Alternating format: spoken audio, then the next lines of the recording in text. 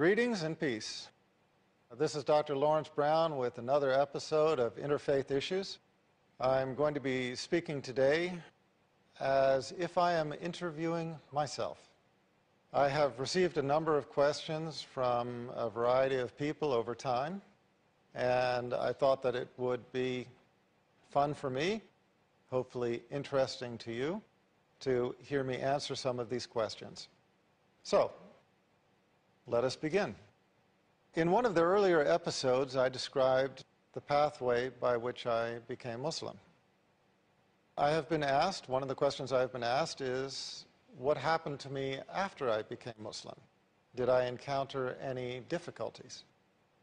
Well, I think it's very difficult for anybody to make such a radical change in their life, especially in the West, to become Muslim and not encounter difficulties.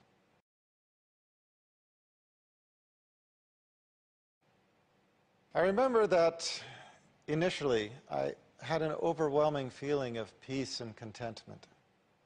And in a very large way, that feeling has never left me. But my worldly life was thrown into turmoil. My parents could not understand my choice. My brother had become Muslim before me, and he is actually the one who introduced me to Islam.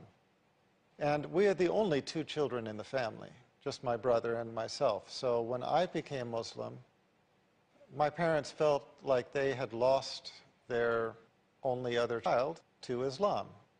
Now, my parents, during my time with them, were never practicing Christians.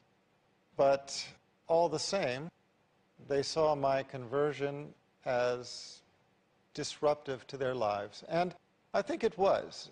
It is almost impossible to convert to Islam or to make as large a change as a person makes when you change religions without having it be disruptive to some degree. So I admit, I was a little bit like the reformed smoker. I couldn't talk about anything else. I was probably a little bit overbearing in my opinions, but all the same, in very short order, my friends deserted me. My parents did not want to have any contact with either my brother or myself. I remember one time we actually received a message where we were told by them, do not visit, do not call, do not write, we do not want a postcard, email, nothing. They did not want any contact from us whatsoever.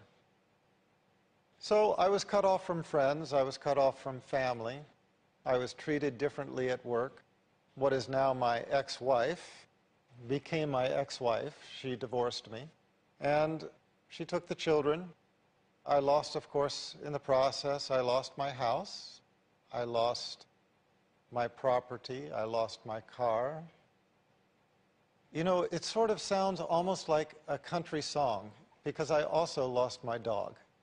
But no, this is not one of those cases where I lost my wife and my dog and gee, I really miss my dog. No, you know, that's good for a country song, but it's not good for reality. The fact of the matter was that it was very traumatic.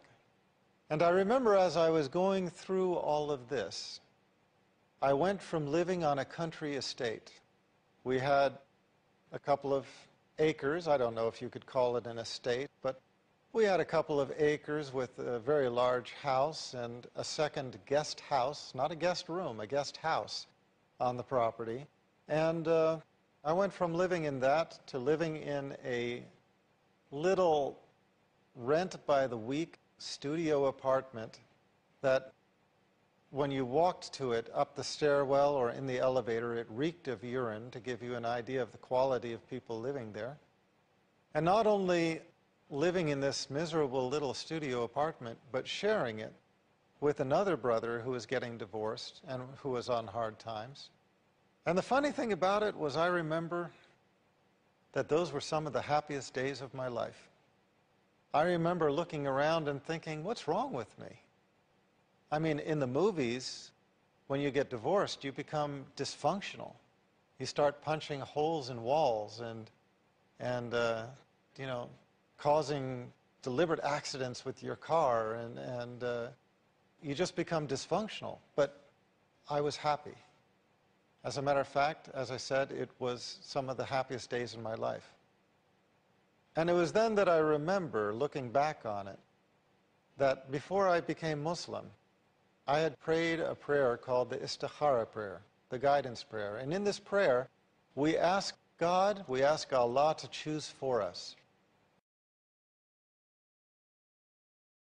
to guide us to what He knows to be best for us and to bring it to pass, and to make us pleased with it.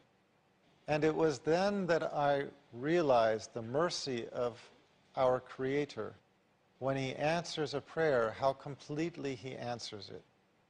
Because He had chosen for me what He knew to be best for me in answer to this prayer.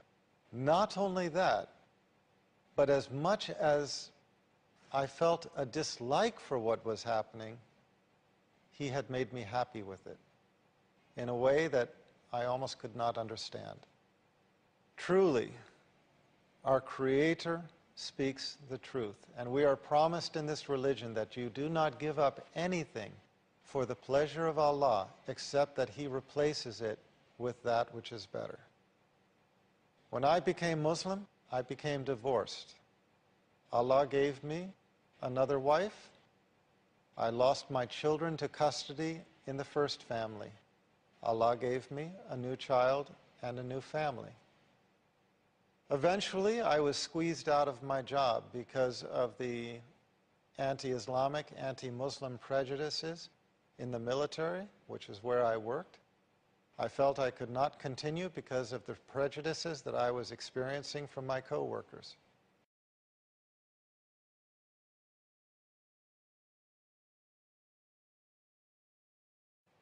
I gave up my job. Allah gave me a better job, times and times better. I lost my house to the divorce.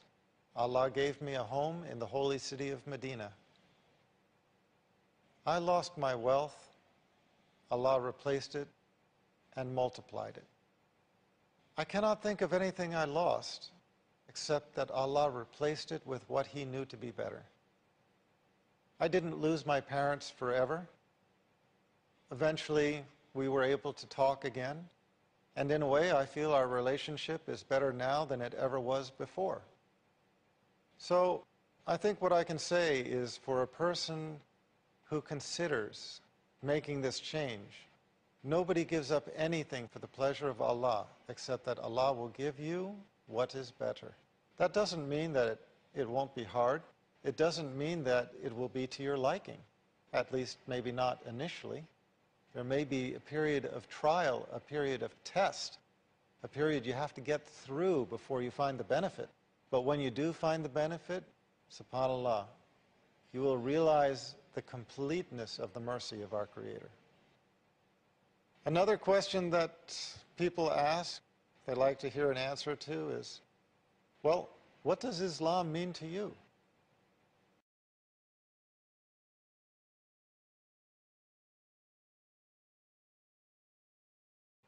I can tell what I have found Islam to be. I have found Islam to be a religion of modesty and humility. It's a religion of peace and submission, submission to God, but also submission in a general sense, submission to those who know better.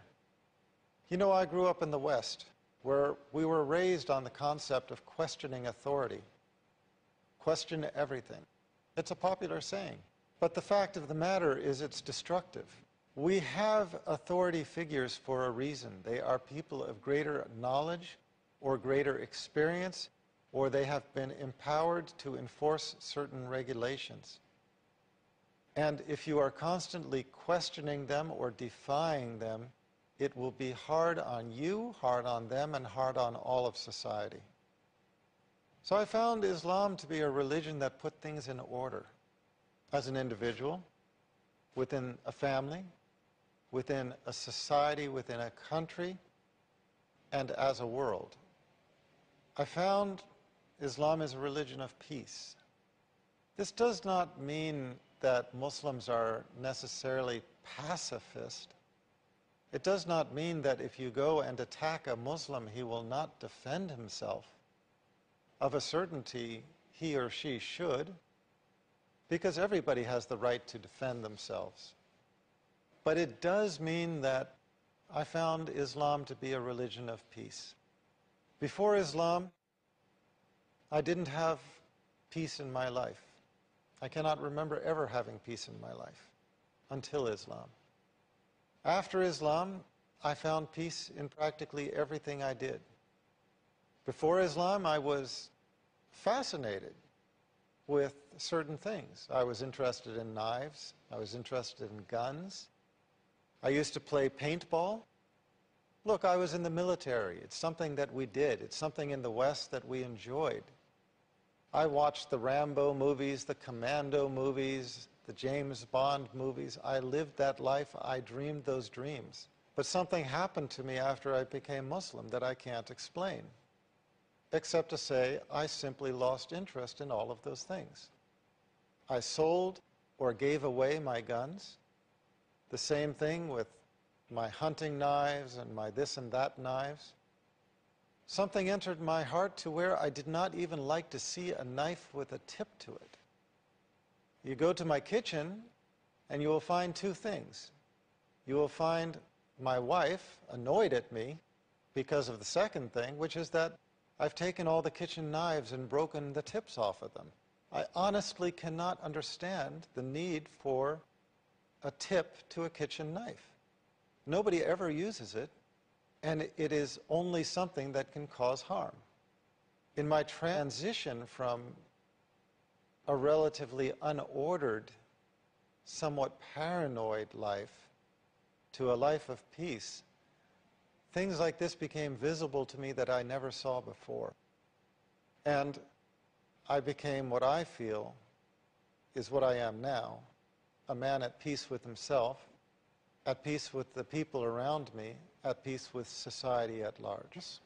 That I feel the audience has expressed interest in or is interested to know the answers to, and I will continue from where I left off. I think one common question that comes up for any Muslim is simply what groups they belong to or what groups they endorse. I was just speaking of the fact that when I became Muslim, I found that my life became much more peaceful, much more enjoyable, much more fulfilling. And I can't explain all of the reasons for that, except that Islam is a religion of peace, and it is a mercy from our Creator that He blesses us with this feeling. When you feel that you are on the right path, doing the right thing, recognizing your Creator, and worshiping Him in the manner that He desires and deserves to be worshiped in, that peace simply enters your life. But for me, when it comes to joining groups, I have never been particularly interested in that. There are, of course, a lot of Islamic groups, and they all have their own enticement, but I have never been one to really join a group. I guess at the heart of things, I'm pretty much a loner. That's the way it is, and I'm happy that way. And Islam gives us the right to remain true to ourselves. Over time, I have found a couple of organizations that I feel are doing good work. One of them is the Canadian Dawah Association, based in Toronto. And they have appointed me their Director of Interfaith Affairs. Obviously, I'm filming these episodes for Peace TV for a reason. From what I have seen, Peace TV is doing a good job of conveying the peacefulness of Islam and the truth of its teachings. Then again, if I find that any organization I have worked with or I have joined ever expresses views which are different from my own, I would be the first to try to correct them, to criticize, and failing that, to leave. It's just an element of my being, but in becoming Muslim, I have transitioned from a very imbalanced life, a life in which everything I did was for money, everything I did was for worldly pursuits, to a life in which my pursuit is the pursuit of peace, not only for myself, but for those around me, and to improve myself as a Muslim, and to spread the message of revelation. That doesn't mean that everybody has to accept it. Our job is only to convey the message. My platform is to recognize that everybody has the individual right to freedom of choice of religion.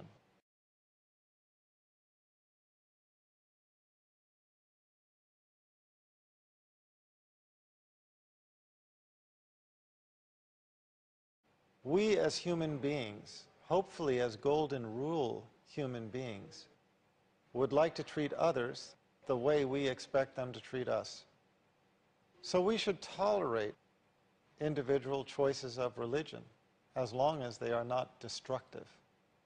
And, if possible, work toward a global ethic, an ethic that all people can embrace as a code of life, a universal code which can be accepted by all people, cutting across religious and cultural boundaries, in the hope that humankind can arrive at an agreement upon a global ethic. That is what I strive for. But as far as joining groups, frankly, I try to stay away from that. Next question. Somebody asked me a question just the other day, which I thought was one of the best questions I've heard for a long time. And that was a Christian who approached me and just said, "How do you know? I want to believe, but I want to have certainty. So how do you, as a Muslim, feel that you know that you are on the correct path?" I think my answer to that question is simply that religion is as much a state of the heart as it is a state of the mind. We arrive at belief in God through a process of looking around ourselves, asking if this incredible frame of existence could possibly exist without a creator.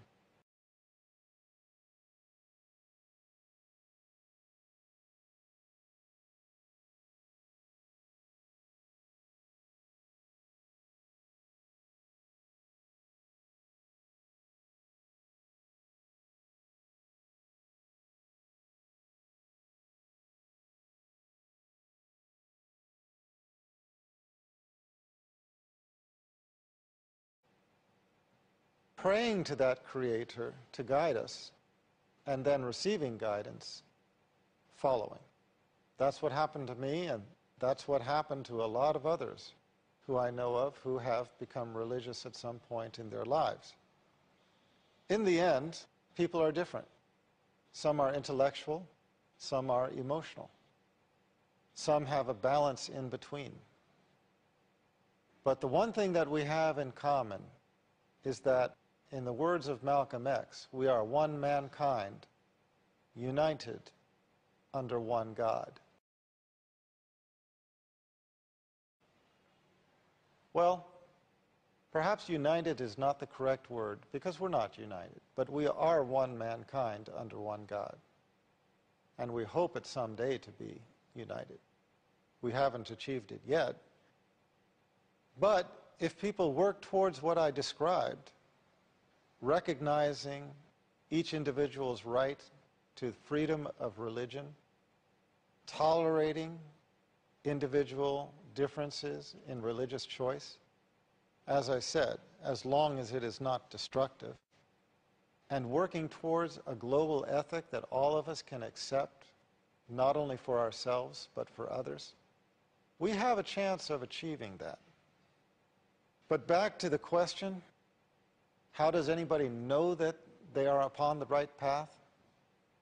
Well, each person simply has to ask their heart. Because the fact of the matter is, we all know that there are a myriad of religions out there. And we all know that for every religion there are devoted followers who think that they are upon the right path.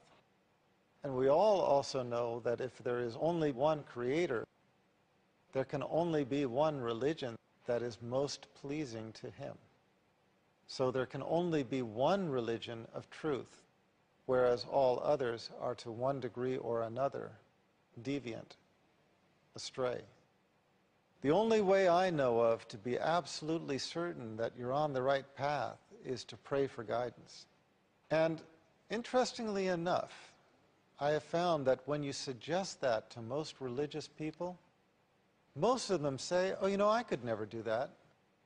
That would be insulting to my Creator. I'm already a, you can fill in the blank. I'm already a Buddhist, Jew, Christian, Hindu, whatever. It would be insulting to my God if I asked him to guide me to the religion of truth. Well, it seems like a bit of a vain argument. Muslims pray 17 times a day minimum. 17 times a day, they ask their Creator for guidance. They don't pray 17 times a day, they pray 5 times a day. But within the prayer, the supplication is repeated. So it comes out to having said 17 times a day, minimum. The Muslim says 17 times a day minimum. Ihdina siratal mustaqim. Guide us to the straight path. Siratal ladina an'amta alayhim ghayril maghdubi alayhim waladdallin. The path of those upon whom thou hast bestowed thy grace, those whose portion is not wrath and who go not astray. So 5 times a day Muslims pray, but when you add up the repetition of what we say during the prayer, 17 times a day, Muslims ask their Creator to guide them to the straight path, the path of those upon whom he has bestowed his grace, those whose portion is not wrath and who go not astray. Is there any way that anybody can object to that prayer?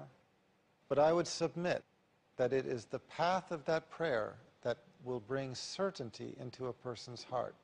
You don't have to be a Muslim to pray it. You don't have to be a Muslim to pray that prayer any more than you have to be a Christian to pray our Lord's Prayer. But what you have to be, what you do have to be, is sincere. You have to sincerely want to recognize God, and you have to sincerely appeal to him to guide you, and receiving that guidance, you have to accept it and follow. So, I will conclude this talk and invite all those who are interested in submitting any other questions. Please visit my websites, leveltruth.com, leveltruth.com, and eighthscroll.com, EIGHTH, scroll, SCROLL.com. Please drop me an email, and I will add it to a list. When we have enough and when it's interesting, we'll try to put together another talk like this one. So, this is Dr. Lawrence Brown, bidding you peace and concluding once more another episode of Interfaith